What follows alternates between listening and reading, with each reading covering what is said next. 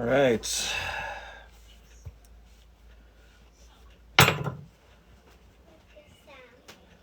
Mm-hmm.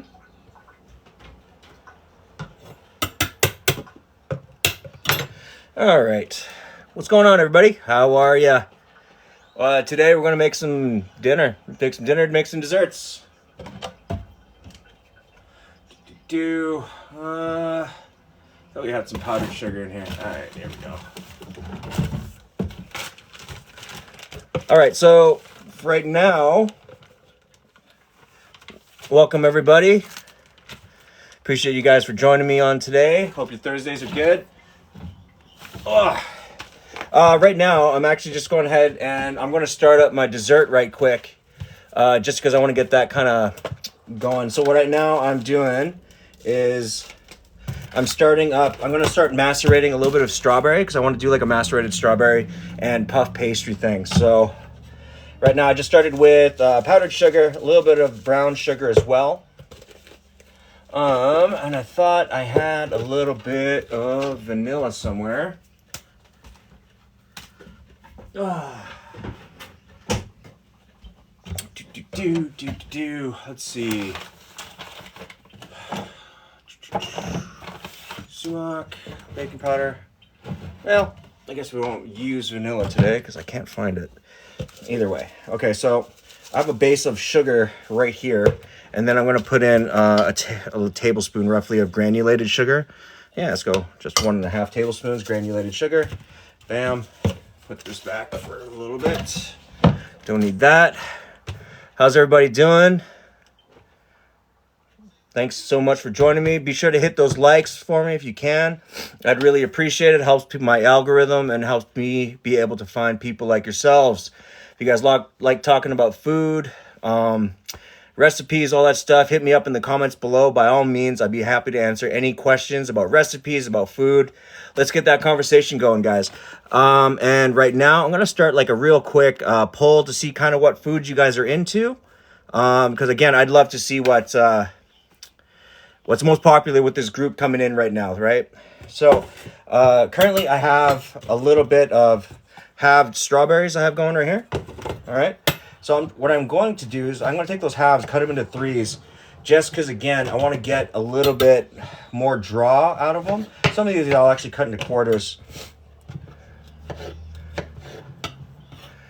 Who told me to go live? My agency. I got to do 14 hours a month. How are you tonight, Sam? Welcome, everybody. Thanks so much for joining me. So tonight's menu, or a menu item, I guess, I'm going to make for dinner is I'm doing strawberry macerated puff pastries for dessert. And then I'm probably going to do, I'm thinking like a kind of like a ginger beef or like a chicken type of situation. Like a salt and pepper chicken with garlic. But I also might do like a ginger beef or like a ginger chicken type of thing because, again, I like crispy chickens, you know what I'm saying? Crispy chicken or crispy salty chicken on top of, maybe I'll probably just serve it on top of like Indo or some sort of noodles. I think all that's going to be really, really good. Oh yeah, it's going to be quite delicious, I think. Something simple though, really cheap, really economic. As usual, I mean, if anyone's new to this page or this channel, what I specialize mostly is in dank food and struggle meals for something, something cheap, something easy, and it's super accessible for pretty much anybody. So that's pretty much what I'm going to be adding on to my page going forward, is just items and ideas and theories about how to make food more accessible. Because again, I'm trying to mostly target people that are in school, busy parents, busy people that are just doing their thing.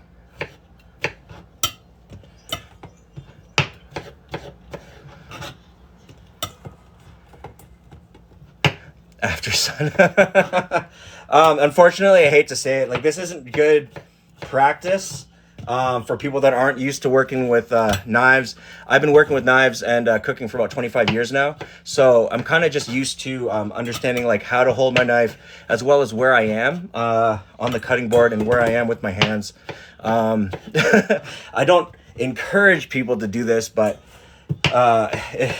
being on live as well as trying to interact with you guys, this kind of helps. After sun, so tonight I am actually going ahead and making, I'm doing strawberry macerated puff pastries. I'm not making the pastry myself. No, I can't do laminated pastries correctly. But I'm going to do macerated strawberries on pastry, puff pastry. Bake those off. Actually, speaking of that, I'm going to bring up my oven to 350. And then for my mains, I'm going to do something like probably a salt and pepper chicken or I'll probably do like a salt and pepper chicken or like a ginger chicken idea because, again, I'm from Calgary. I actually learned the ginger beef recipe that's really famous here from the person who owns the restaurant Ginger Beef. So I might do something like that because, again, I like a saucy, kind of a sweet and sour savory chicken, but at the same time, I might just do like a nice dry, salty, savory chicken as well, just because. I don't know. And then I'm going to serve it on top of something like stir-fried Indo meat with a little bit of vegetables. Hey, man, After Sun, thank you so much for the follow. I really appreciate that, man. Again, I appreciate the likes and the follows as well because it helps me be able to interact with guys like yourself or people like yourselves. People that want to talk about food, people that actually like cooking or anything like that. Because to me, it's really important to be able to interact with like-minded people, right? I love that kind of stuff. So on the bottom here, I have strawberries, brown sugar, powdered sugar. On top, I'm going to go ahead and throw on just a little bit more of the granulated sugar.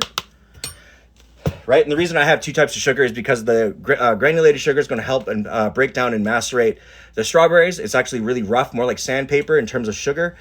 Same with the brown sugar on the bottom, as well as the powdered sugar is going to start to melt away and become a sauce, essentially, right? So you have it pretty much going without cooking. And as you can see, actually, I just give it a quick stir, and you'll actually see it start to start getting a little bit liquidy, starting to.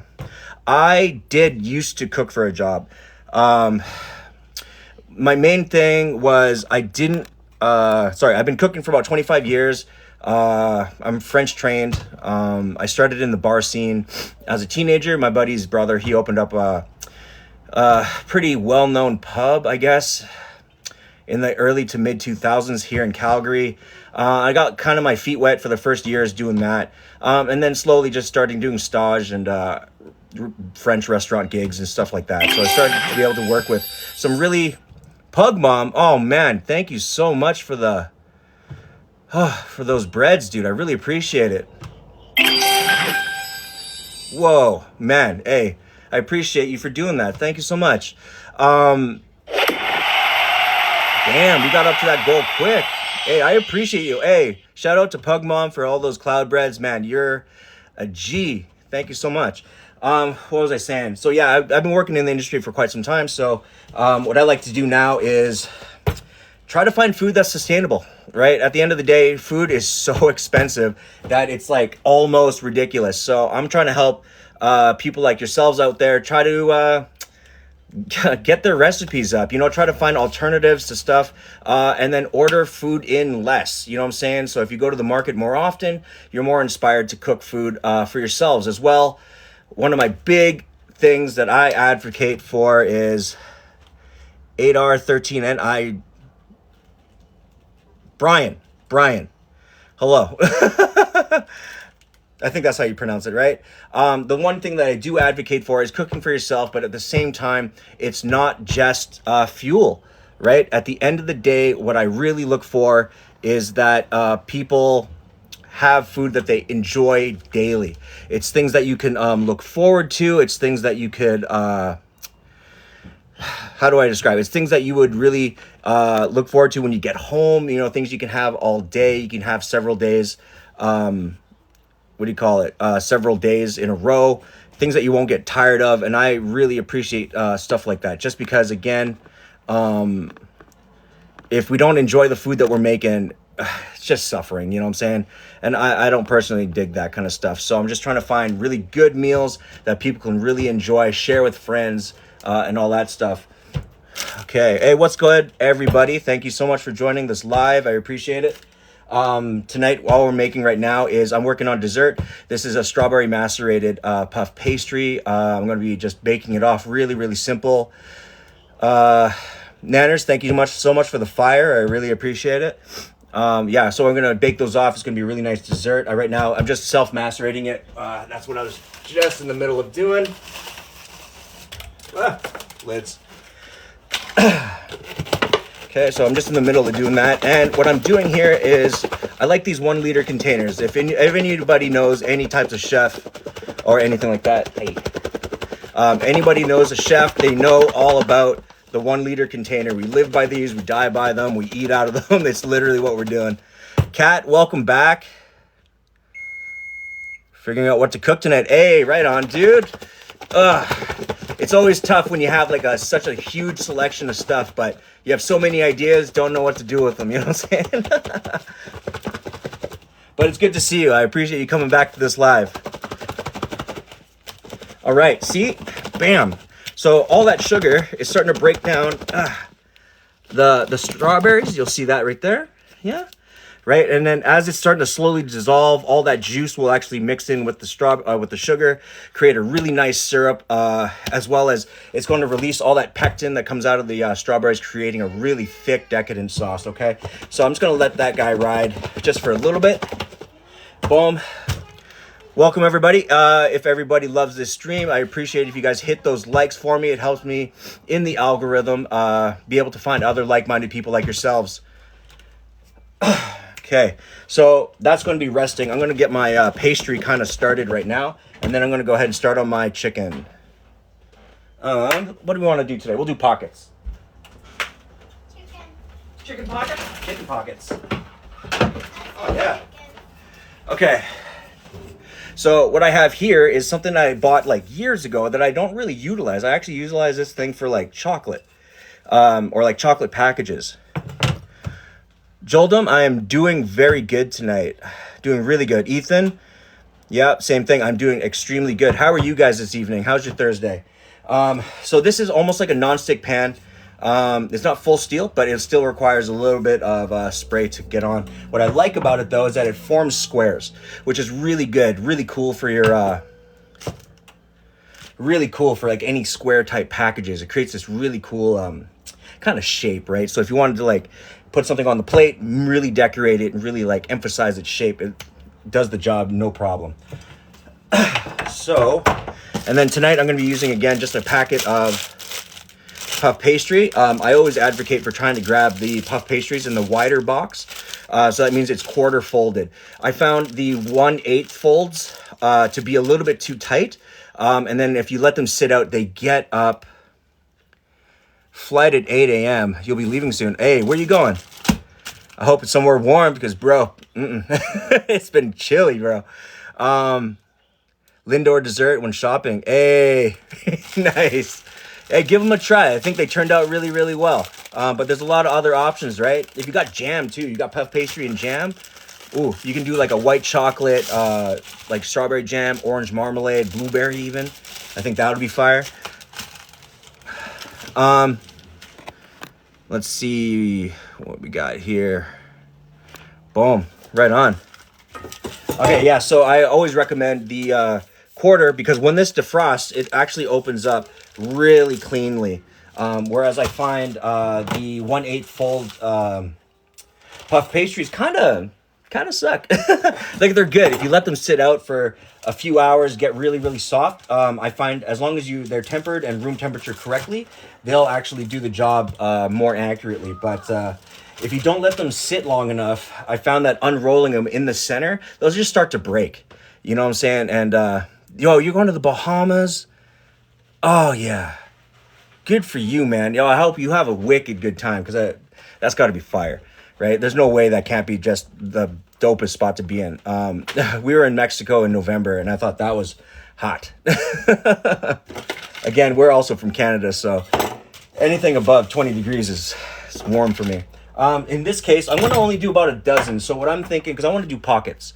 So what I'm thinking here is that, yeah, I'm going to give these a quick spray. But I think what I want to do is I want to maybe do 12 out of this sheet. Usually you can get 24 squares out of this thing.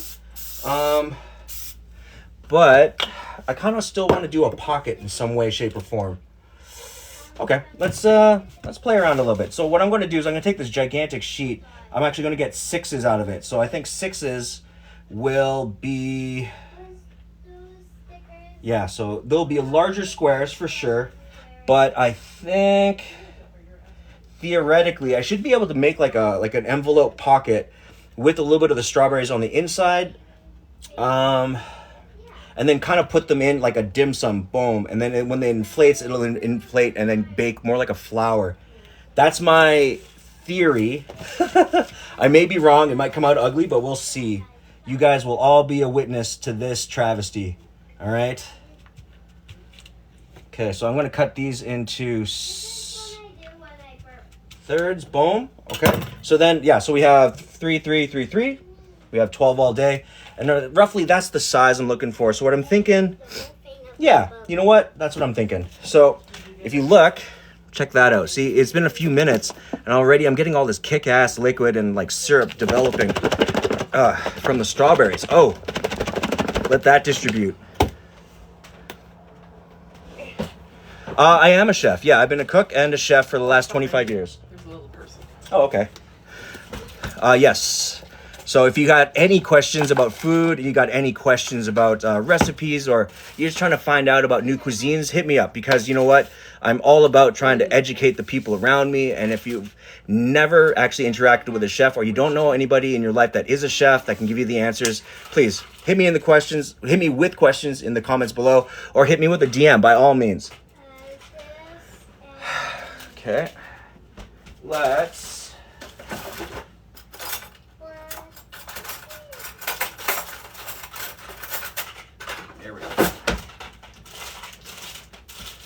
Okay, so what I'm using for this is, okay, so years ago I was in molecular gastronomy. So this is for actually making, what do you call it, like spherical caviar using like juices. So it's not really caviar like fish caviar. It's actually just pearls, like what you find in boba, just a little bit smaller. Yeah, okay, this will work. This will work. Okay, so what I'm actually going to do right ahead of time is I'm going to go ahead and just pack this with the strawberries into here, boom, and then I'm going to actually just fold it, right, and crimp it on the quarter, and then crimp it like that, so that when it puffs and it bakes, it'll actually just separate open, and it'll at least, off topic, hey, I appreciate you. You know what? Energy's everything. I appreciate you so much for that. Because again, I try to be positive and I try to uplift the people around me as much as humanly possible, because we're all too tired to be drugged down. You know what I'm saying?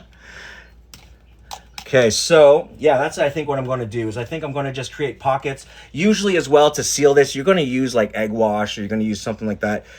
In this case, I'm probably thinking I'm just going to let it open up naturally. Why not?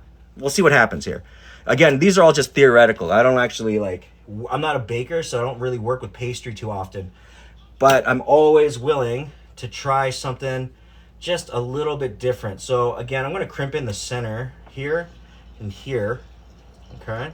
And then fold these corners in, boom, just like a package. So that when this cooks, again, it's just going to like open up like a nice flower. And I think that's going to look pretty cool. I mean, if not, either way, it'll look square, it'll look even. Because again, when you cook your puff pastries in anything like a muffin tin, stuff like that, I think it'll all be, what do you call it? I think it'll be all good, you know what I'm saying? Hard to mess up puff pastry as long as you're baking it around like 350, 375. You don't want to take on too much color. Okay, boom. Just like that. Decline that one for a second. Cinders, hi, how are you?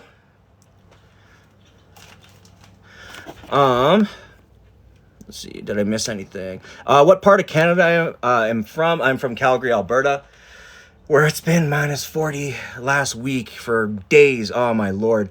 Also, welcome, everybody. Thank you so much for joining the live. Tonight, what I'm making is strawberry puff pastries with macerated strawberries that I'm just kind of spooning into my pastries right now. I'm going to get them into the oven, as well as for dinner, I'm going to make either a ginger chicken, like what Calgary's famously known for is the ginger beef, but I'm going to do it with chicken, or I'm going to do like a salt and pepper chicken on top of stir-fried Indo, which is going to be delicious because I love noodles. It's the problem with being Asian. New Brunswick, hey. Quebec, hey. Right on, dude. Which part of Quebec? You from Quebec City? You from Montreal? Minus 10 in Toronto, yo. Yeah, I got some homies that are out in Toronto right now, and they're like, "Hey, it's chilly, but it's not too bad." I'm like, "Golly, I wish." The air last week just hurt your face. Montreal, dope. I knew a bunch of people that worked at a couple good restaurants out there. Joe Beef, Piet Cachon. As well as, there's a couple spots in QC, which were actually really good. But I think, from what I can tell, food in Montreal is just, mwah. FSJBC, Jamaica, hey. Fort St. John's or Fort St. James, BC. Fort St. James, Fort St. John? Hey. Grandma Sue from Vancouver. Wow.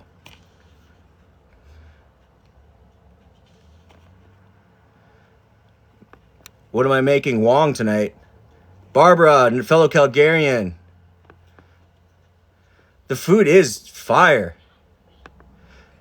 Tonight, so I'm making strawberry macerated puff pastries. And then I'm also going to be making some either ginger chicken or salt and pepper chicken on top of stir-fried Indo noodles. Yeah, it should be nice, fresh. Very savory overall. I think that'll be fire. Yeah. Who else? Iceland. Whoa. Welcome, guys. Man, there's a few people from around. Damn. That's awesome. Man, what's the weather like in Iceland right now? Yeah, ginger chicken, man. Because in Calgary, we're locally known, or I guess nationally known. I don't know if ginger beef exists like outside of the western part of Canada, but what we're known for here is ginger beef, which is colloquially known as something else in China. So what I'm going to do is my chicken version of it. Just because, again, I opened a restaurant for the guy who owns the restaurant Ginger Beef here in the city. And I use a version of his restaurant in a certain kind of way. I'm just going to do a hack version of it. I'm not doing the authentic version because I just don't have like Chinese vinegar and a couple other ingredients. So instead, I'm going to do the version that I taught myself to do in a pinch. Yeah. How's everyone else doing right now? Iceland is freezing cold. There's no daylight. Damn. That means like, yeah, oh man. When's the sun come back? Yeah, when does the sun come back for you guys? That's nuts. Because it's like here, up north in like, is it in the Arctic? They don't have sunlight right now? Or they have like an hour and a half to 2 hours of sunlight? If that, that's wild. That is wild. Oh, man. That would be crazy. It comes back in late April. That's crazy, dude. Oh, man. That's wild. But again, thanks for joining us. Anyone that's new, welcome. Right now, we're just making dessert right now, and I'm starting a little bit of dinner. And if you guys got any questions, questions on recipes, you want to talk about some food, all that stuff, leave a comment in the section below. Let's get a conversation going for sure. As well, if you can guys help me out with a little bit of likes, That would also help me out in the algorithm, help me find more people like yourselves, and we can get connected because I like like-minded people who love food. Okay, so just got 3 more left. Boom. Yeah, because once I'm done up the strawberries, everything else will be relatively quick. I just really got to start on cutting veg and then velveting my chicken thighs.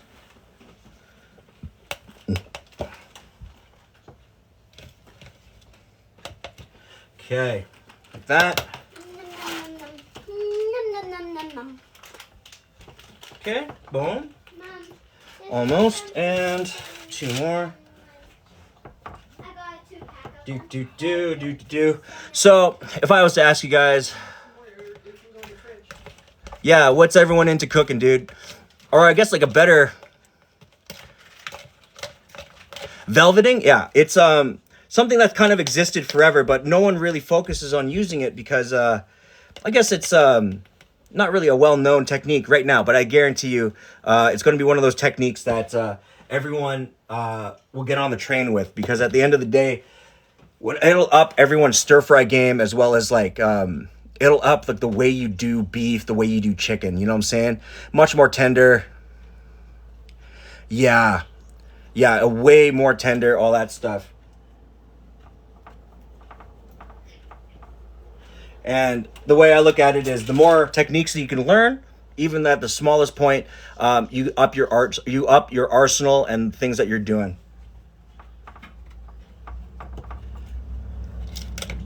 Okay, bam. Cool. So what I'm left with is quite a bit. I stuffed these with a bit of strawberries. What's awesome about macerating your strawberries is at the end of it, I'm left with a good amount of like residual syrup, right? Gorgeous. So I'm gonna go ahead and utilize that to finish off these pastries. Okay, so I'm gonna put that aside for now, and I'm gonna go ahead and I'm gonna throw the these pastries into the bake for the next 15 minutes. 6:30, I have a thing. Okay. Boom, just like that. Okay. Okay, and just so you guys know that if you guys want to see the end results, hopefully I'll get to that by the end of this live.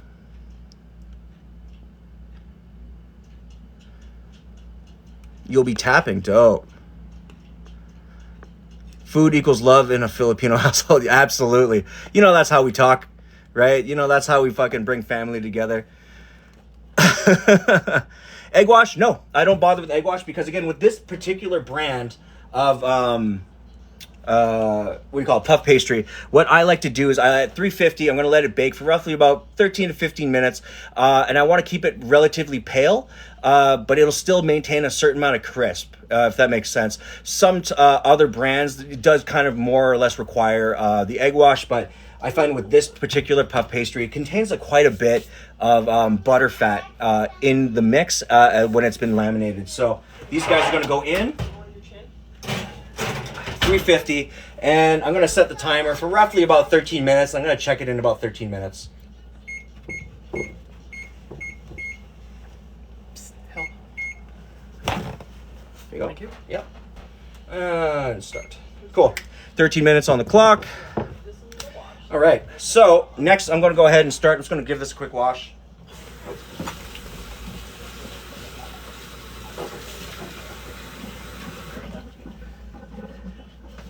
Okay, boom.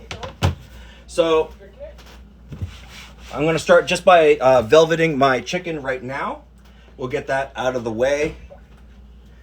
I might cut strips. I might cut cubes. I think in this case, to be honest with you, I don't remember the brand. It's like a orange wider box. Again, I highly recommend.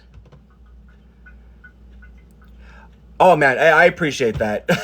It's not about being popular, but it's all about making like really good food that really, hey, what's up, Lynn? It's about making really good food that people can really connect with, right? But also what you see is pretty easy. I mean, I'd love for you guys to just, make it yourselves. You know what I'm saying? Give it a try. Lynn, tonight I'm just putting in some macerated strawberries in puff pastry again. You had our puff pastry with the Lindt chocolates. So tonight I'm going to give that a try. Just kind of see how that is. I'm going to finish it with a little bit of powdered sugar as well as a little bit of the extra macerated strawberry juice. And then I'm also going to make velveted salt and pepper chicken. I think that's the direction I'm going to go in. It's going to have a little bit of peppers, a little bit of red onions, green onions, and then I'm going to stir fry some Indo noodles. Boom. I'm going to serve the chicken on top of that. Keep it super simple today. Okay, so I'm going to start with my chicken. Okay, so today I'm also using bone-in thighs because again, I like dark meat just because it has more value per pound. Because if you guys go to the grocery store often, you'll see that there's bone-in thighs and as well as whole bone-in legs. And if you compare the price value, I do believe chicken thighs are coming out to roughly about, the bone-in thigh, the whole thigh. So it would be drum, thigh, and back attached. I think those are actually the most economical, coming out at roughly about, I'd say $1.31, if I'm not mistaken, $1.31, $1.40 per thigh, if I'm not mistaken. And then if you get it with just the, what I did today, if you get just the thigh with skin on, bone in, I think it runs about $1.51, $1.53 per thigh.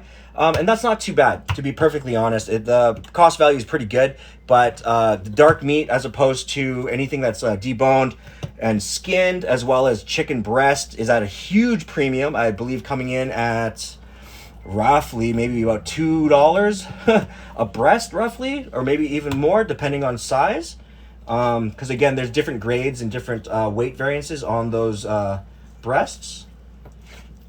So the easiest thing for me is to just kind of debone it best you can. Try to keep and maintain as much of the, as much of the meat you can, as well as just trying to trim off any of the excess cartilage. I do want to kind of keep the skin on. Just remove some of that skin because it has fuzz on it. Same with this. Keep some of the skin on. I mean, couldn't hurt. It's just flavor anyways. Then when this is chopped up and velveted, everything that's going to be in the velveting process will get tenderized and worked out, which will be nice, easy, simple. Boom, just like that.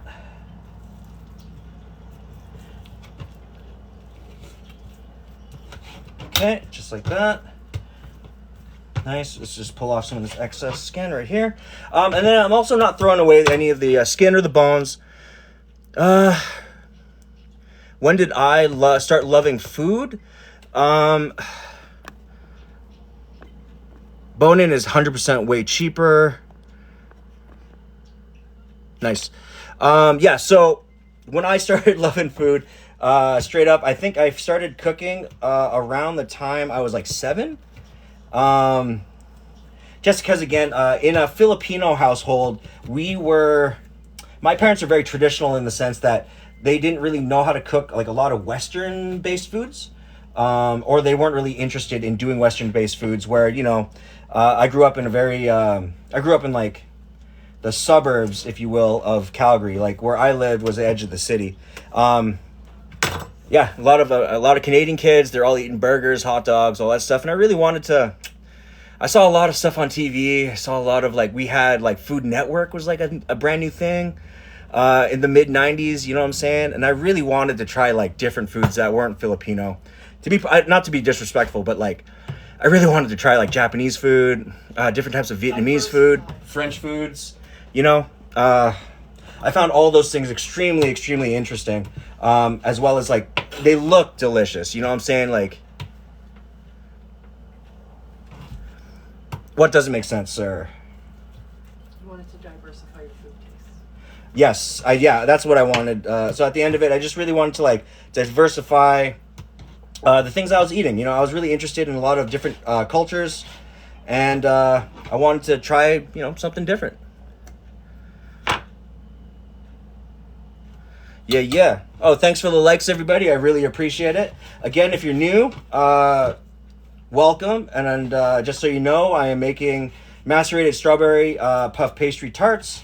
And then I'm also going to do velveted salt and pepper chicken. Just a quick fry, nothing too hard. On top of stir-fried Indo noodles with a bit of red onions, red pepper, and green onions. Something super simple, super easy. Yeah. How's everyone else doing out there in the chat? Yeah, and I think that's also why I delved... Sorry, definitely nothing wrong with expanding your horizons at all. Yeah, absolutely. But again, I think this is also why I delved so deeply into things like French cuisine. Because again, I'm a classically French trained chef. So basically, when I say that, it's basically like the same stuff that you learn at like trade school. It's all mostly like French influence, stuff like that. Yeah, but the reason I wanted to expand myself was also, I remember as a kid watching Anthony Bourdain's very first TV show. This is before No Reservations and before his other ones. It was actually a... Yes, it is the packet ramen Indomie noodles, because quite frankly, those things are perfect. Right? Good amount of MSG, good amount of sodium, so they're not too super crazy. Yeah, but his very first TV show, which was called Chef's Tour, and that's what actually got me very interested in doing things like stage. So the way a stage works... I'm being nice today. I hope I'm nice most days, damn. What I was really interested in when it came to stage was that what really kind of got me going on them was that it was a really interesting way to go, I guess, travel and see the way other kitchens worked. Because again, at that point when I was a teenager and I had started working, all I worked at was like, I remember when I was like 13 to 14, I worked as a dishwasher at a casino just in the back. And then when I was a little bit older, I worked as a line cook at the same spot. Yeah, Indo is dope. I just really can't, I can't get over how good it is. Okay, I'm going to give... So I have all my chicken chopped up. Nothing too crazy. What I did is I went ahead and just cut them into cubes.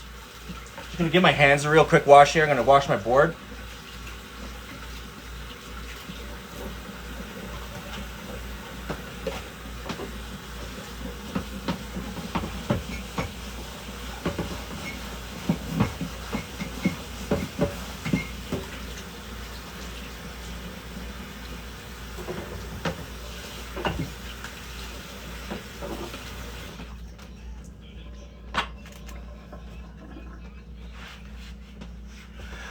All right.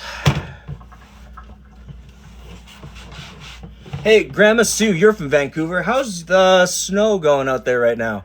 I've been seeing a lot of videos. Have you guys like kind of gotten over the snow thing just yet? Or are the roads like just as bad as they were the last few days?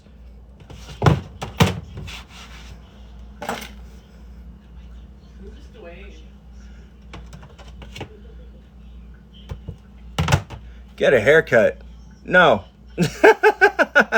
It's cold out here, man. And I'm bald. Like, fuck. Nah, I ain't doing that.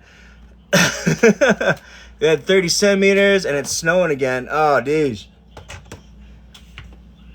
Okay, so I'm going to velvet these, this chicken right here. So, essentially, what velveting is that you're going to actually just like pre-season them, but you're going to hit it with a bit of stuff so that when you go into the straight cook, like when you go into the frying process, letting it sit and break apart using the baking soda will actually help tenderness. So chicken thighs are already tender enough, so you don't have to velvet them for too long. So I'll show you what that looks like. So I have right here just a touch of powdered chicken stock. What I'm using this for is, again, it's the MSG and the seasonings that are in the stock, but you only need a sprinkling of that. Okay. Then I'm going to add in where is it? Yeah, so I'm going to add in just a small hit of chili powder. Boom, just like that. Okay, oh, and I'm going to use a little bit of 7 spice. I couldn't find Chinese 5 spice, but this still has a good amount of clove and star anise in it. So I'm just going to add a small dash of that for the flavor. Then you add, the real secret to this is I'm going to be using potato starch and a little bit of cornstarch. And the real secret is baking powder. Okay, so you don't need a ton of baking powder. It's super salty, okay? So I'll probably add in maybe about a teaspoon's worth. Maybe even just a touch less. Okay, and what that's going to do is actually going to mix with and bind to the whatever the cell structure of the chicken and slowly break it down, just like it mixes in with a little bit of vinegar, okay? So to that, I'm also going to add in my hit of cornstarch, okay? Hit of potato starch, just like that. And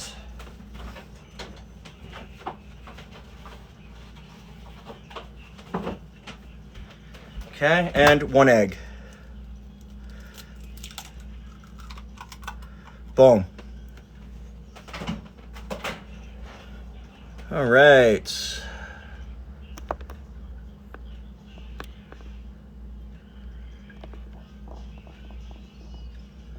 "30 centimeters of snow." What else we got here?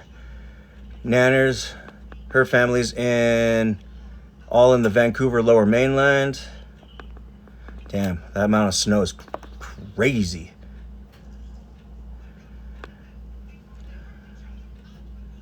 Ghosty. I'm sure you would win. Okay, so Pam, nice to see you. Welcome, welcome. Robert, welcome from Newfoundland. How's the weather out there doing for you guys? Okay, so my 13 minutes on my strawberry tarts is up. I'm just gonna give that a quick check right now.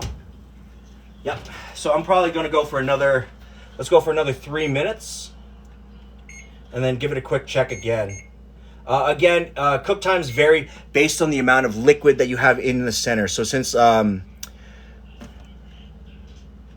my name is John. It really depends on how much liquid is actually in the pastry itself. Just because I macerated the strawberries, they actually are quite supple and still full of liquid, right? So that might actually add to the amount of time it'll take to actually create a better puff and a better cook on your pastry. So it really depends. So it's been in for 13 minutes. I have another 2.5 minutes to go on it, and we'll see what happens with it, okay? So this is what the ingredients are for your velveted chicken. And what I'm going to do is I'm just going to go ahead, give it a quick mix. And just so you know, I did wash my hands when I washed my board, all that stuff. In this method, what you're doing here, and the reason I like using my hands is because you're trying to really press the marinade into the chicken. And it helps when you massage it in, it helps break up the fiber and the membrane in the chicken itself. Okay, just like that. And what you're left with is a really good, thick, kind of not a dredge, sorry. What you're left with is kind of like a thick batter, right? Because of that cornstarch, potato starch, and baking powder. It's short for Jonathan, actually. But yes, pretty much close. Okay. Welcome, everybody. Thank you so much for joining my live. Just so you know, right now I have macerated strawberry tarts in the oven going right now.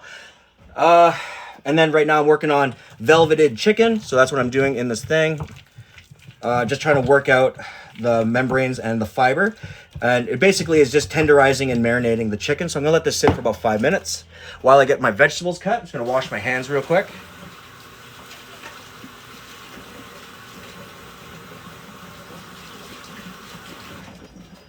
Okay. All right. You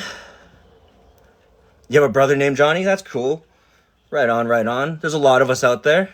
Yeah, and again, if you guys can do me a solid, hit those likes for me. It helps me in the algorithm, helps me be able to find people like yourselves, people who like to talk about food and all of that. And yeah, I want to get to know them. I guess real quick question out there. I know, like, times are tough, food's expensive. If you were to say what your favorite struggle meals are, hit me up in the comments below. I want to hear what you guys love making on a daily, and the kind of food that makes you tick. You know what I'm saying? What part of the country I'm in? I am in the Western. Ramen, absolutely. Oh, I love ramen. Yeah, I love me some ramen. Yeah. Is it like any type of ramen? Are you cool with like top ramen? Like, you know what I mean? The packets. Is there a specific brand of ramen that you really enjoy? What do you add to your ramen as well? What about everyone else? What you guys feeling? Because I know for a lot of people, they make bulk amounts of like things like spaghetti meatballs. They do beef bolognese. They'll make like lasagna. I think on the next episode that I do, which will be on Saturday, I'm going to do a slow cooker, Mr. Noodles or Indomie. Oh, yeah. So tonight we're definitely serving some Indomie with a little bit of stir-fried veg and egg on it, which I think will be fire. Okay, so here I have my velveted meat. This only takes a few minutes to actually sit, but I'll probably season it a little bit afterwards. I might not do a true salt and pepper type of thing, but we'll see what happens here. Soups and stews, yeah. I love anything like soups, anything stew related. I love doing in large batch because, again, you can freeze those things. They're super economical. You can do large slow cooker batches of them and just have liters on deck, liters.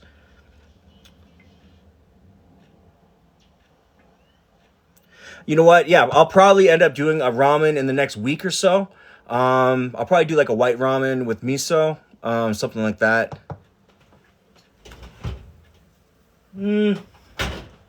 Good call.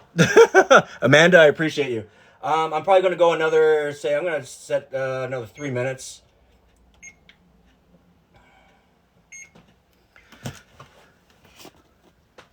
Dan, so the way I got online with under 1,000 is I actually joined a TikTok run agency to try to bring my brand and what I do to the public. All right. Yeah, good call on the timer. I really appreciate it. Yeah, so what other kind of struggle meals are people digging these days? All right, so with this, I have a little bit of extra seasoned oil that I use. So having a little bit of seasoned oil helps the smoke point go up just a little bit. So it's like actually used canola oil, used sesame oil as well. And then I'm going to add some fresh oil to that.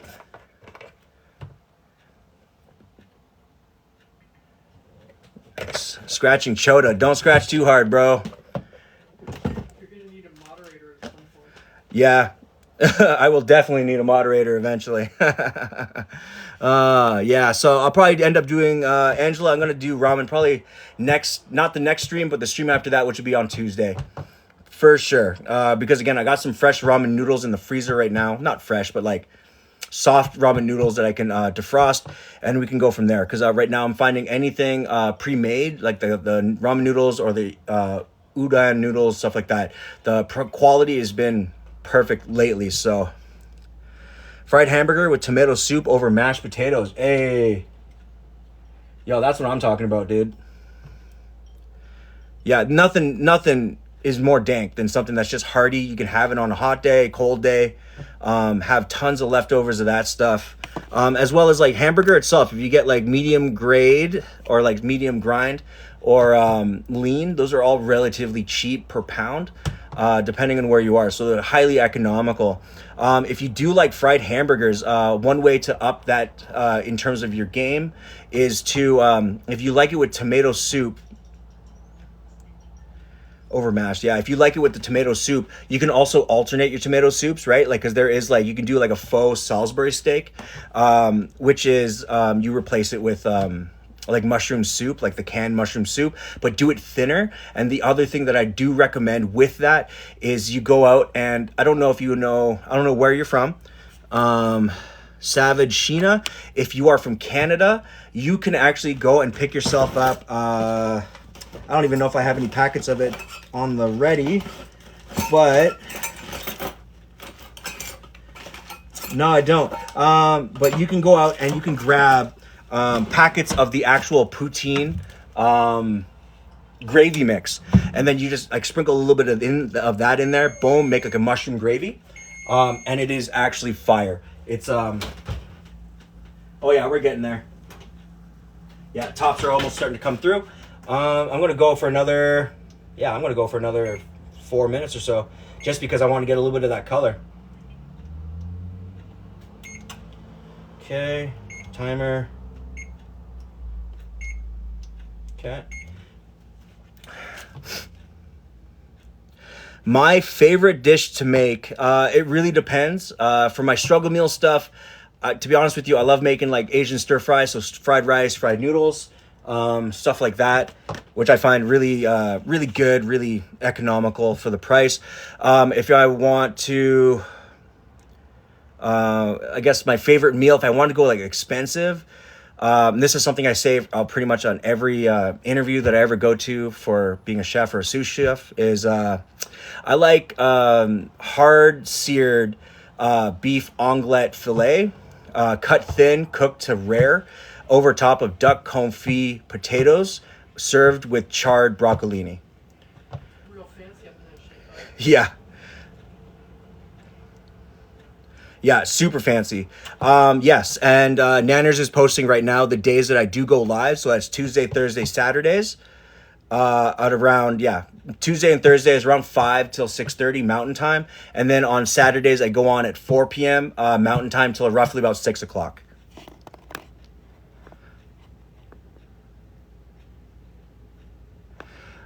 You do that over egg noodles, poor man's beef. Yes. Oh, yeah. Poor man's beef stroganoff is fire. Yo, hey, you know what? It's really funny to me. If you want to do like, if you don't have time, but when it comes to beef stroganoff, if you don't have time to do beef stroganoff and like you're in a pinch, like you don't have time to cook, go get like a can of like chunky, what do you call it? It's like chunky beef stew. Okay, cook your egg noodles, beef stew in a pan, a hit of the mushroom, cream of mushroom soup, like another can of chunky together, right? Add a hit of dill to it, right? Stir, serve that over. You basically have like beef stroganoff, like gangster ghetto beef stroganoff.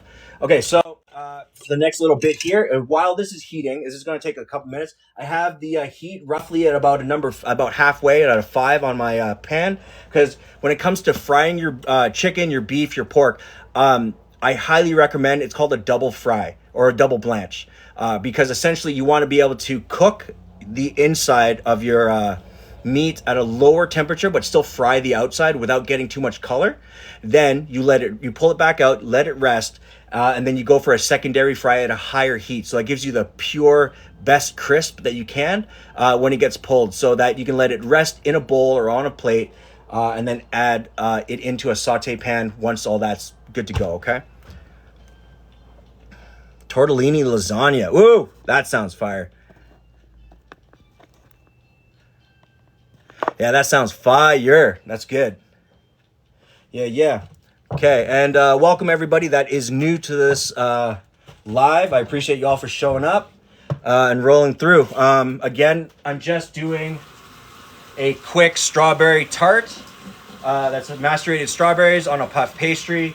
And then I'm also doing a nice, it's a fried salt and pepper chicken, or I might actually just change it last minute and do like a honey garlic type of ginger beef. So it's ginger, garlic, honey, a little bit of white vinegar. Yeah, do it up like that and serve it over top of stir-fried Indomie noodles. Speaking of Indomie noodles, let's get some hot water going for those noodles.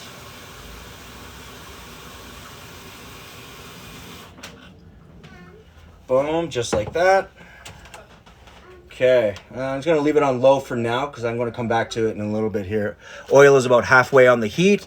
How is everyone doing right now in the live? Yeah. So, yo, help me out. Like, what else is everybody into? In terms of struggle meals, what's your favorite meals? Even if it's not a struggle meal, if you like to go out and indulge, what is your favorite meals that you like to go get? What are your favorite restaurants to go see? What kind of ethnic foods are you into? Sketty. Oh, I know you love sketty. Leaf stir fry. What kind of stir fry, bro? Do you like noodles? Do you like rice? Do you just like vegetable stir fry with meat over top of like noodles and rice, stuff like that? Nice. Washing rice. What kind of rice did you pick up? Jasmine, basmati, Japanese. Cool. These guys are going. Okay, so wash that. I'm just going to grab this knife right here. Okay, so I'm going to leave my green onions for last. What I'm going to do now is I'm going to just chop up my vegetables nice and thin. So when I do a quick stir fry in the pan, rice, chicken, broccoli, some other veg. Ooh, that's going to be fire. Okay, I'm going to check my baked goods. Oh, yeah. Hell yeah. How are we looking? Starting to puff? Cool. Yeah, these can stand to go for another few minutes. So I'm thinking roughly this recipe is actually longer than I anticipated. So if you wanted to do a shorter cook time, what I would have probably chosen to do is left them open without packaging them in. Instead, I left it packaged in, which means that the heat actually took longer to get to the centers and started kind of braising and simmering those strawberries and opening up the packages. But they're almost pretty much good to go. So a few more minutes and I think those bad boys be good. Yeah, so right now I'm just trying to thinly slice up a bunch of, I have celery on the go right now. I'm going to put that into my 1 liter. Okay.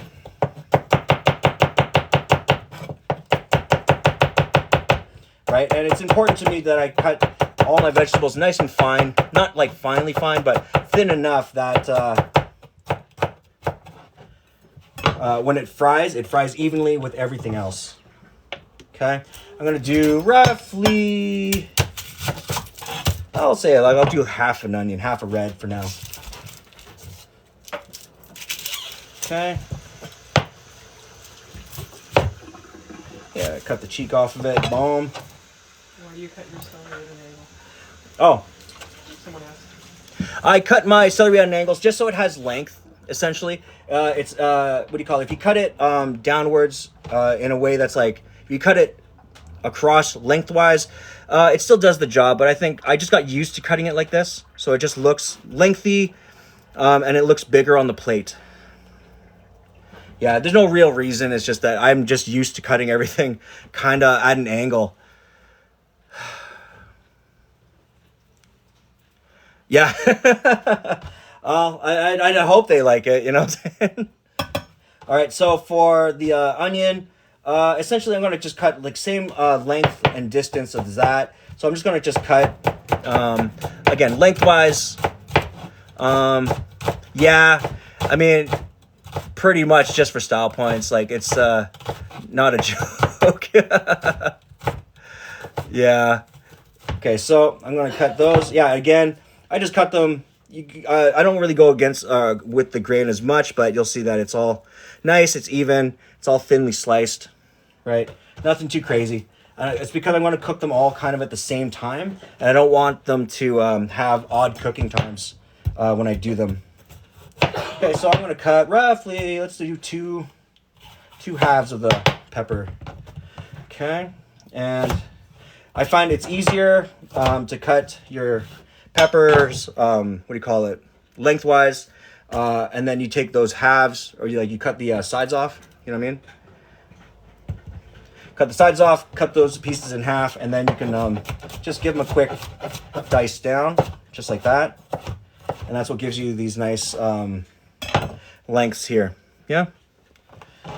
Yeah, nothing crazy. So what I'm basically making is what would be known as like a trinity, or it's very similar to a mirepoix, except in this case you have, it's like leeks, peppers, and onions. Like you'd find a lot of, that kind of stuff. You find a lot of that kind of stuff in like Bayou or like Cajun foods, Chinese foods as well.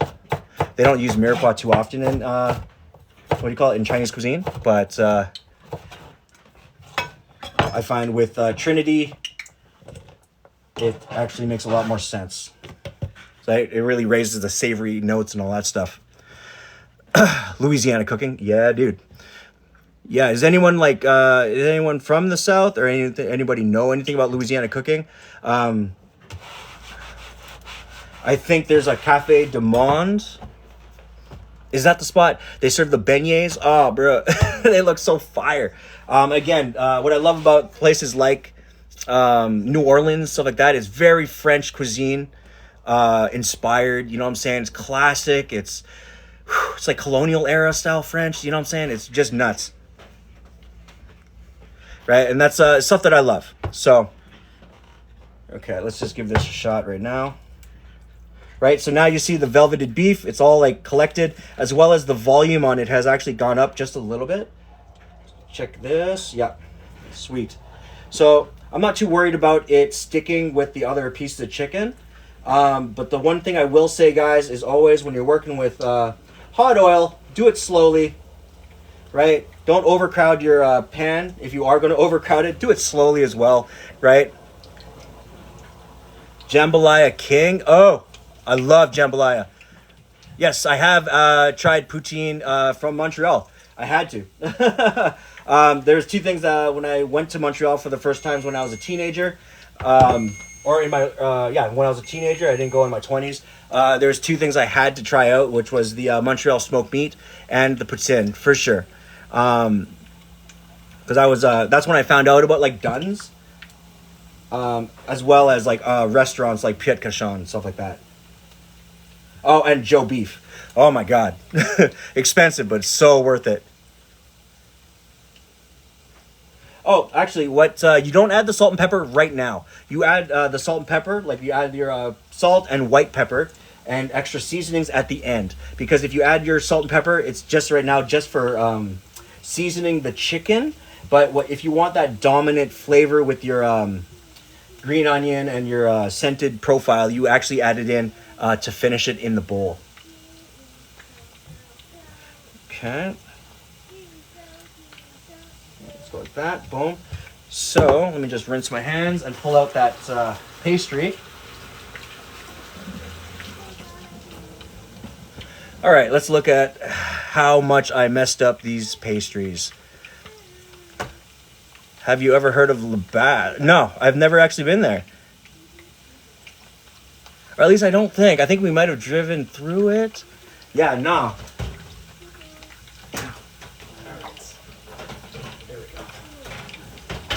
Okay, not too bad. I put a little bit too much strawberries into the packages themselves, but you know what? These will be all right.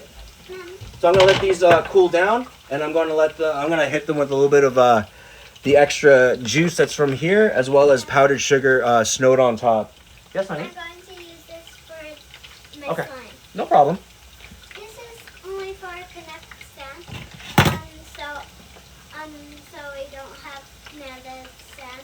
So I'm using it for my slime. For your slime? Okay. Alrighty. Best poutine smoked meat. Damn. It's in Montreal, hey? Yeah, definitely. I haven't been back to Montreal in a minute. It's been, for me at least, it's been, I'm going to say close to, like, 15, 18 years now. Yeah, the only reason we went to Montreal is, like, when I was a teenager, I used to be in punk bands. So we did, when we were doing a tour, we went through Quebec City, Montreal, on the way to New Brunswick and Newfoundland. So that was the only time. And, like, keeping in mind, we also couldn't afford nothing.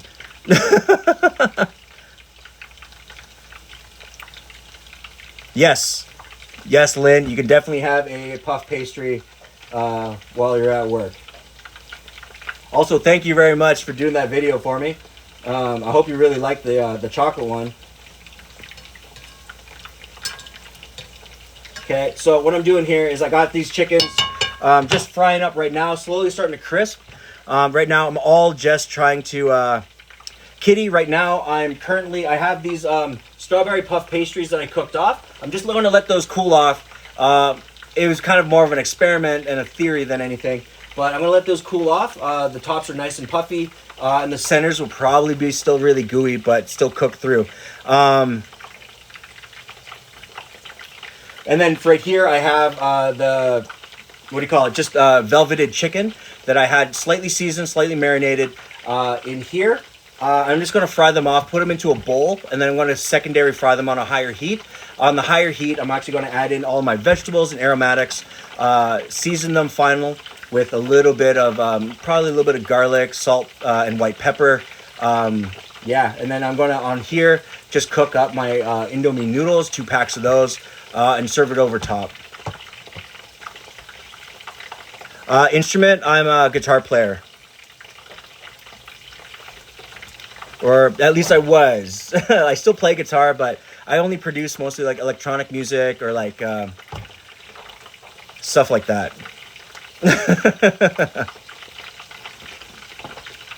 Yeah, because again, I've also been playing guitar and making music for the last 25 years. So it's kind of hard. When you have a lot of art, you know what I mean, you just want to kind of do it all. You never forget them.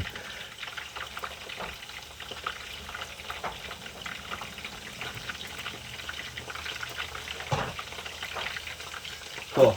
Yeah, so these guys are starting to get all the way cooked through. I'm just going to grab another bowl. Boom. Here we go. Okay, line the bowl with a little bit of paper towel. As such. Bam. Yeah. What's going on, everybody? Thank you so much for joining the live. Anybody that's new, piano and flute. Hey, right on. Yeah. Anybody that's new to the live, anybody that's in here right now that is new, if you like this live, please be sure to hit the likes on it. I'd highly appreciate it. Just because, again, it helps my algorithm, helps me find people like yourselves, so we can talk about food, talk about culture, stuff like that. Because I love meeting new people, 100%. Man, how long you been playing?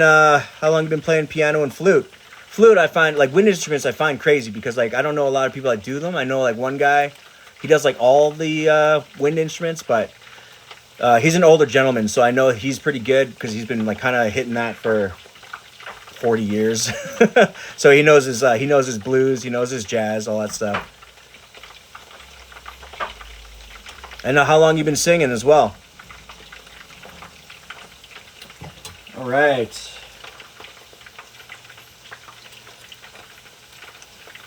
Okay, and as a reminder, I'm going to be plating the final results for tonight's dinner on this live, but at the same time, I'm also going to be just film this food a little bit, take some pictures of it afterwards, and you will find all of those and a closer look at the food that I make on my page.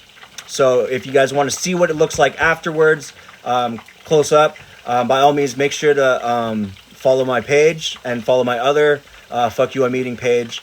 And yeah, that's what I continually try to strive for, is to make sure that I do this stuff live and make sure that you guys get to see the end result at the end. If you guys want the recipes, obviously I can give you the recipes. Or if you guys want to talk about food or you have recipes in mind and don't really, I guess, grasp it totally, be sure to hit me up. I'd be more than happy to answer your questions.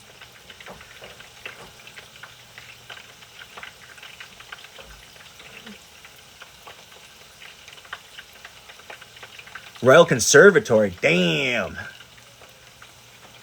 Nice. So you're actually like classically trained. Yo, I appreciate that because I knew a couple homies that did like Mountain Royal. I had a guy that actually like, was it drumology? I don't know. He has like an actual like, he actually has like a, not a certificate, like a degree in like drumming.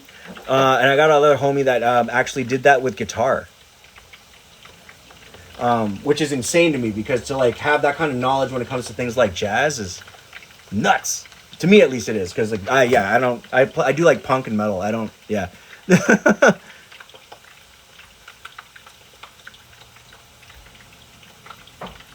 It's because they're interacting with me, Pierre. You got any questions about food? How are you doing tonight?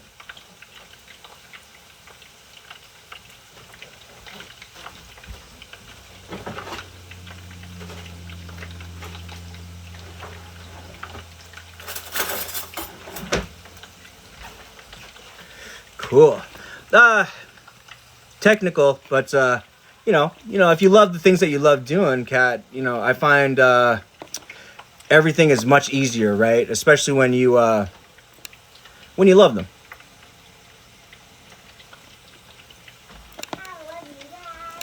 I love you too, baby. Okay, so I got my first batch of chicken coming off the oil right now.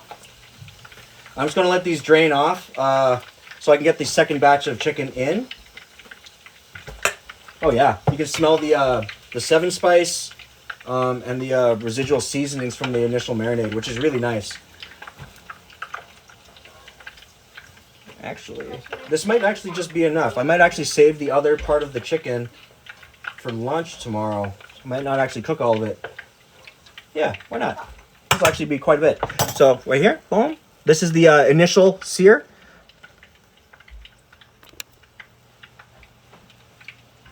Yeah, so what I'm going to do is I'm going to let this rest, and then I'm going to wait till this oil comes back up to temp. I'm going to push it back up to roughly, I'm going to say just a 6. Like it was at 5 originally for the initial blanch. I'm going to push it up to 6 for the secondary crisp.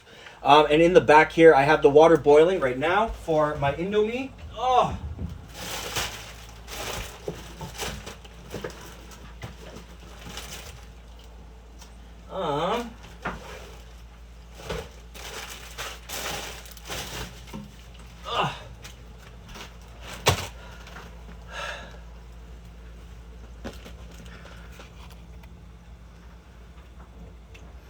What is the name of the pasta you use? The pasta?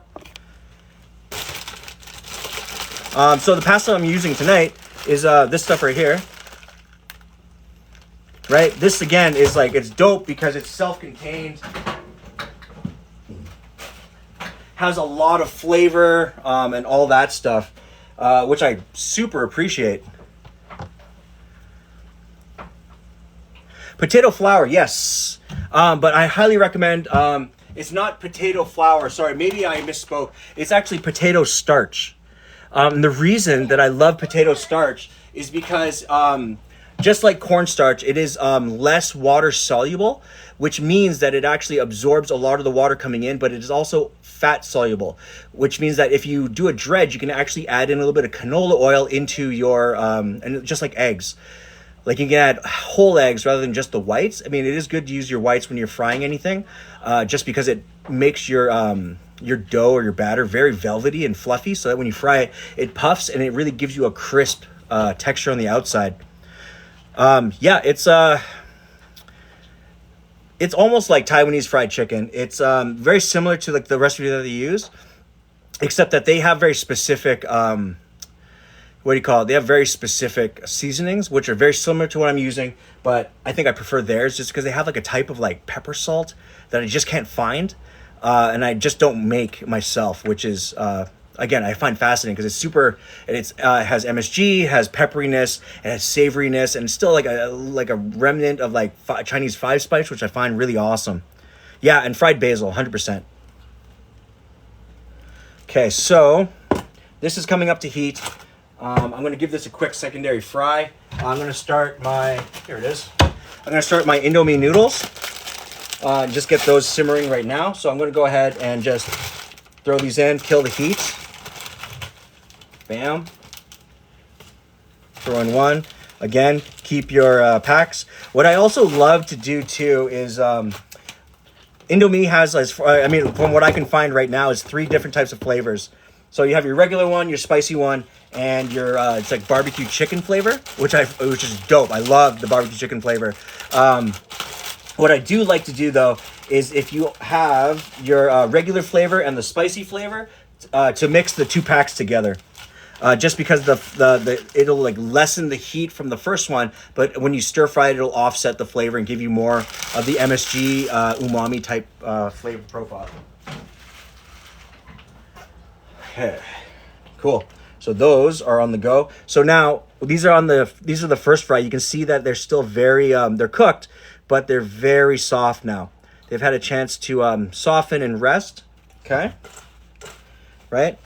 Still very good together and cooked, right? And since it is, again, dark meat, it's really hard to overcook them, but at the same time, you'll want to be able to control the amount of cook time on your on any type of meat. But as long as it reaches 160 Celsius, they'll be perfect. Okay, we're almost there.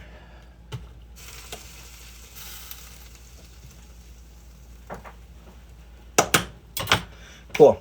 I'm gonna put these halves away real quick. Boom.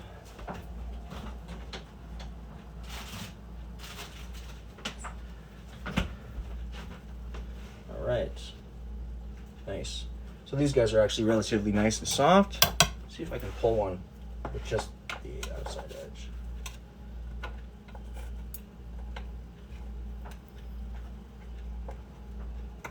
Cool. So the strawberry is nice and caramelized, so that means I need to use a paring knife.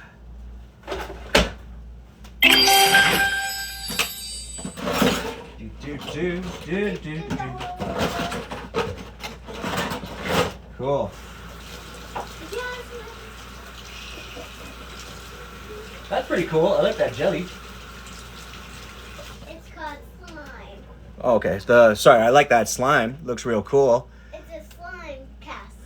Okay, so yeah, this is heating up almost all the way. Got some extra remnants right here. I'm just gonna pull out so they don't burn. Boom. Live goals achieved. Man, thank you guys so much. Thanks for the fire. I really appreciate it. Nanners, thank you so much. All right.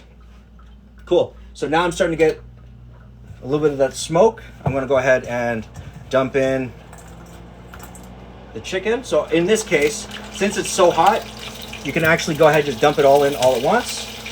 And then just nicely separate it. Okay. And in this case, this is a much faster fry. Okay. And then after that, you're just going to go ahead and pull it, and then we're going to go and finish the saute. So this guy right here, the noodles are pretty much almost good. Okay. Bam.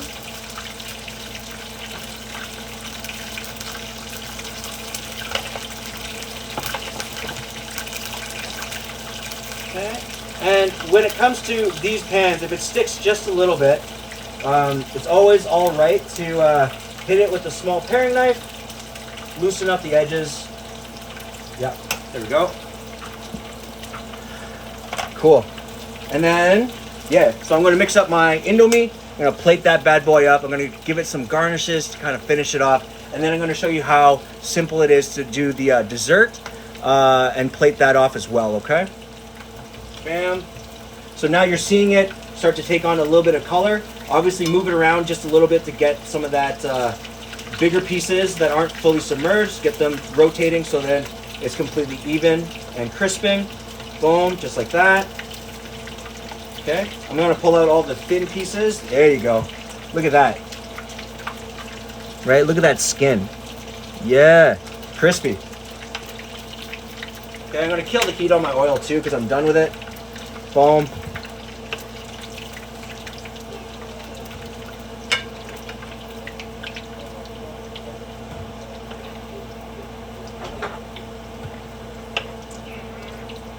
Okay, just like that. Boom, and good. Good to go. Cool. So I'm going to go ahead and I'm going to move that and let that cool down on its own. Okay.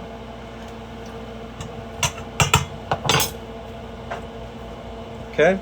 Secondary fry, you'll see that it's like nice and crisp, plump. All right, so then I just need another pan really quickly.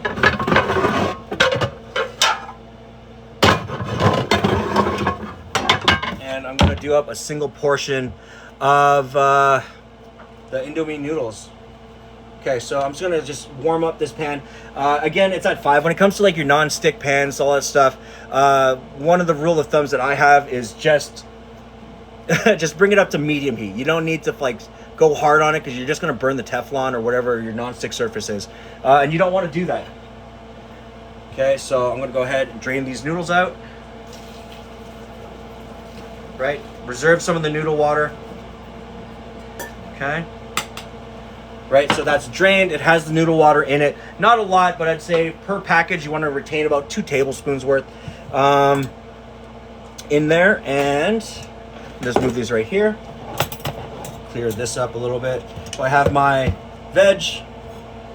I have a little bit of my chicken. Just waiting for this to come up to temp. Okay.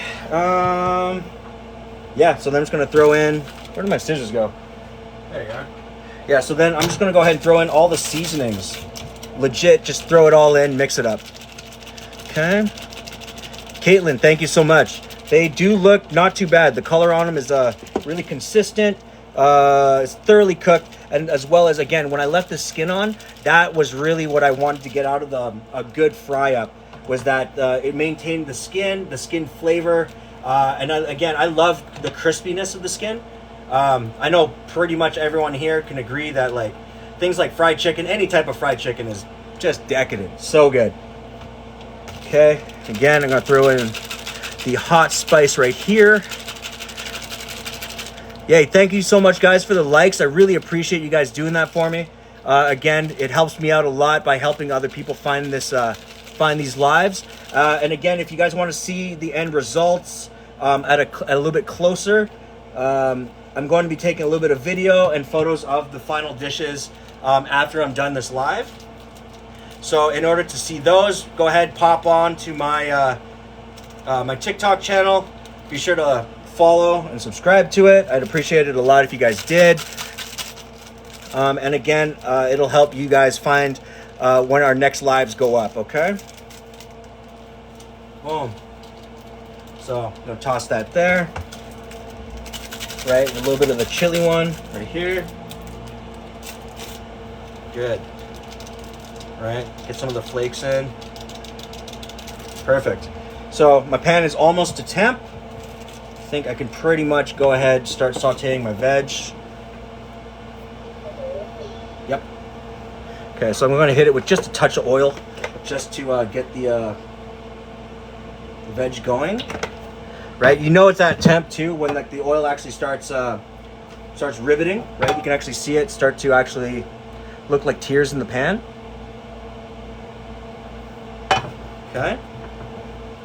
Right, so then just wait a couple more seconds on that, and while that's going, it's good that you left. We left some of the water in there because then you can just start folding the Indomie into the noodles. Boom! There we go. Nice and loose. Okay. Like that. Right. And then once I start serving it up, I'm going to give it a quick stir. Oh, okay. So these are called forceps tongs. When it comes to like modern French kitchens, you'll see a lot of chefs use these. I like them for things like fine plating, as well as like when you just can't reach a certain thing with like regular tongs because they're like, you know, really large fingers, right? This will actually help you actually get really fine with your foods, as well as you can eat with these. So these are like really kitchen style, what do you call it? Kitchen style chopsticks. My favorite pork dish, honestly, it's Filipino lechon or Chinese char siu. Okay, so I'm gonna go ahead and toss in a little bit of the pork, or not the pork, the chicken. All right, so just gonna lay some of this out so I can break it up.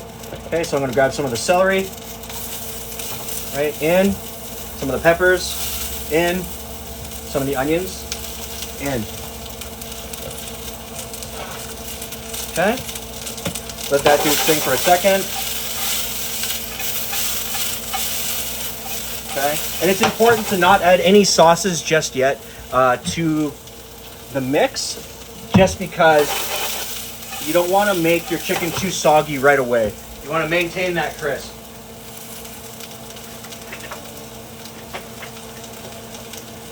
All right, still got a bunch of this left over. So what I'm going to now do is I'm just going to add a small hit of ginger. This is just like regular like ginger paste. Okay, I'm going to add in chunky garlic paste because I had this left over from a gig. Boom. Okay, and then you can smell it. It's like super aromatic. Okay, and then just give that a quick toss in, and then wait till that ginger and garlic take on just a little bit of color. All right, and if you find that it's starting to stick, by all means, just move it around. There you go. That. Okay. Boom. Okay, on top, we're gonna just hit it with some. Where did I put you?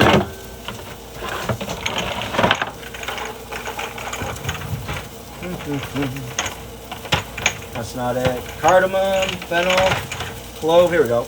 So on top, you're gonna hit it with just a small bit of white pepper. Okay. Super fragrant. You're gonna hit it with a bit of the salt, just regular. I recommend either using kosher salt, Malden salt, something a little bit lighter.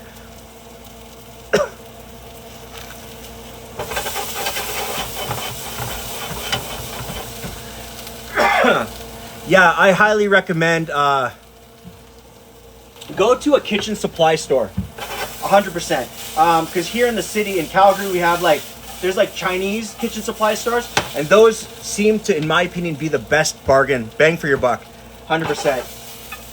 Okay, like that.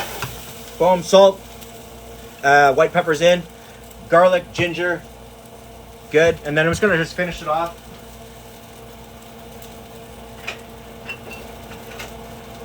Okay, then I'm gonna finish that guy off with just a little bit of Chinese cooking wine, just a splash. And with the reason that I'm adding the Chinese cooking wine at the end is because it actually will help set up the savoriness of it.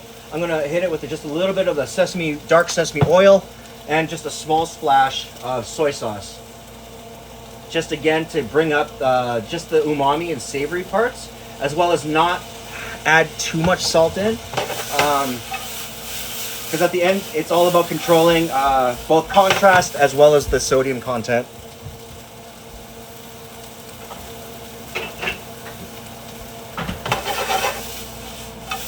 Okay, so let's get on to plating. I'm gonna bring this to my girl because she's on live as well somewhere.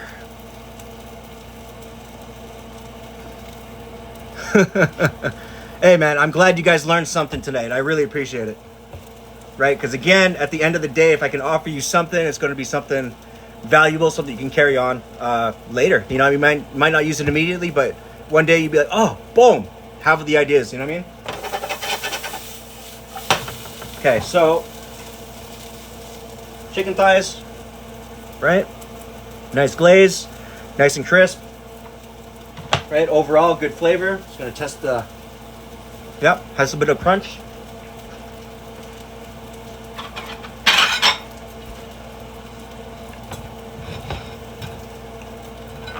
Okay, so what I'm going to do here is I'm just going to grab a little bit of the noodles.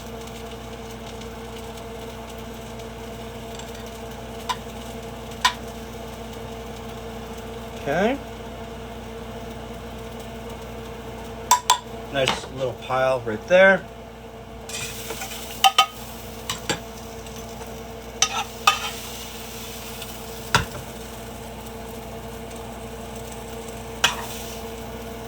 Okay, so what I like to do, as usual, I guess you'll always see this even if you go to restaurants, is that you're gonna, best course of action when you do your plating is meat first, veg after, and then pile your layers, right?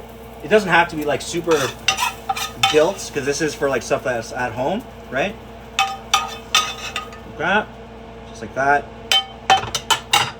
Okay, I'm just gonna put this to the side for a second. Right, so then I'm going to finish with a little bit of green onion. All right, finely diced. All right, because what I like about green onion and things like chicken, things like the Indo noodles, is that it's really helps not just give color, but it also breaks up the savory flavors, right? So you want to add in a little bit of that fresh ingredient to it, right? So a little bit of green onion on top. And since I did put a little bit of sesame oil into the mix, okay, What I want to do is I want to help boost that nutty flavor with just a little bit, again, of peanuts or crushed toasted peanuts, like that. Okay. And that is pretty much it. So that is the salt and pepper chicken on Indo noodles. All right. Super simple, but again, it keeps costs effective, really nice, really flavorful overall. And then to finish off everything else that we're doing is I'm going to plate up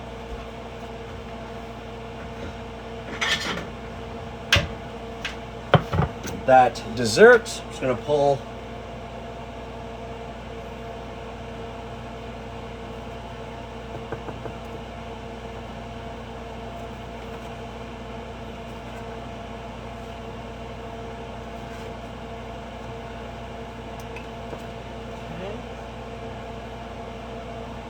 okay, again, right?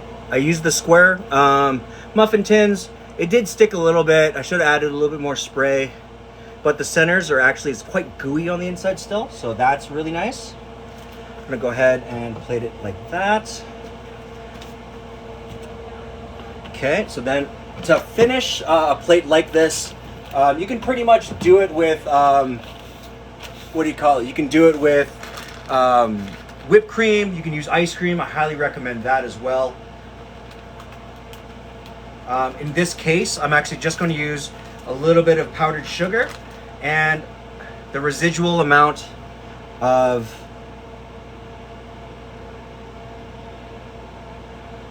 right. If you're wondering what I'm doing here with my hand, it's because I want to actually make sure that I don't spread it entirely over the plate. I just want to control it over top of the plating surface, right? So it leaves this little bit kind of open, gives you a bit of a shadow. I don't know. I know it sounds cheesy, but I love kind of doing that. Hey, thank you so much, Caitlin. I appreciate it. Shannon's in the other room. She's on a live with her class right now, so I'm going to give it to her. But yeah, I'll let her leave a taste test for you guys on the page as well.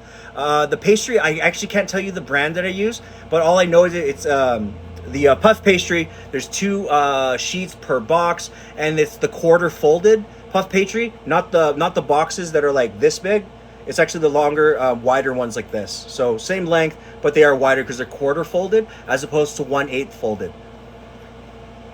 Okay, just like that. And of course, you're gonna garnish with just a small hit of your macerated strawberries on the side. Okay. And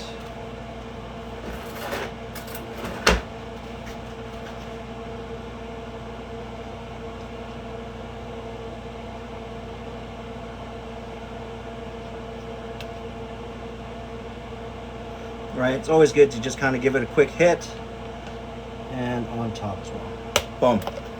All right. So, entree, dessert. Yeah, but that's pretty much it. So if you guys have any questions on if you guys have any questions on anything that I make or anything that I have made, please feel free to DM me. I'm always available. If you have any food questions, stuff like that, or you want insight on any recipes that you might have, I'm more than willing to answer. I'm willing to help you guys out, as well as if you have any suggestions on food that you want seen made on the live. By all means, if I choose any of your recipes that you guys suggest, I'll be more than happy to label my my live after you in dedication to the dish that I'm going to be cooking for you as well. Okay.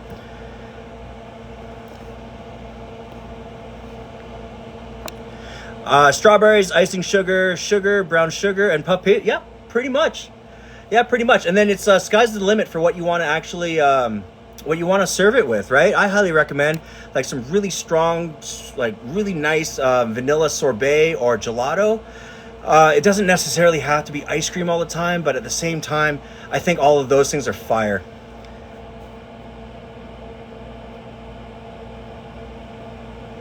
An apple crisp? Okay. I'm actually I'm not trained as a baker, so what you guys are seeing is me kind of generally Iron Maiden fan. Hey, welcome, dude. I appreciate you for rolling through. How you doing? Yeah, dude. Christina, that's pretty much it. Remember, you can add anything you want.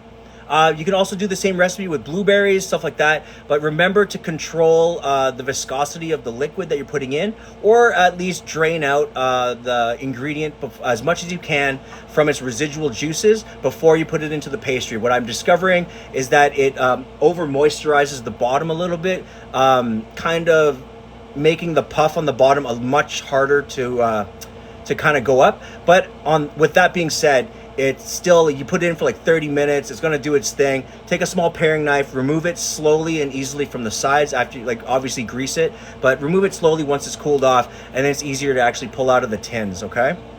Iron Maiden, and first of all, I'm doing good. Thank you very much for asking. Right now, I just made, it's crispy salt and pepper chicken thighs with velveted chicken. It's, sauteed and hit with vegetables on top of stir-fried Indo meat. Or not stir-fried, it's just on top of Indo meat. I didn't stir-fry it. Yeah, if you, Iron Maiden fan, if you like stuff like this, I'm going to be taking a quick video of the food that I make, as I will after every live. Post it onto my page on TikTok here, and you can have a closer look at it. If you have any questions about food, if you have questions about recipes, you want to talk food culture, chefs, or kitchen culture, by all means, man, hit me with a DM, by all means, you know what I'm saying? And I go live Tuesday, Thursdays, and Saturdays, 5 p.m. on Tuesdays and Thursdays, Mountain Time, and then 4 p.m. on Saturdays. Yeah, man, I appreciate you. But look, I'm coming up to the end of it. I'm pretty much going to serve this to my girl during her class, so I can just, clean up, get out of her way, all that stuff. Lynn, if you're still here, remember, I'm going to be, Shannon's going to be rolling through at work with her puff pastries for you to try, of course. You know what I'm saying? But yeah, if you guys don't mind, hit me up with some more likes before I head out. But yeah, that's pretty much it. If you guys got any more questions, hit me up in the DMs or hit me up right now. I'll be more than willing to answer them. If not, I bid you guys thank you so much for joining me on the live today, and I will see you guys again on Saturday. All right, you guys have a great rest of your night. Cheers.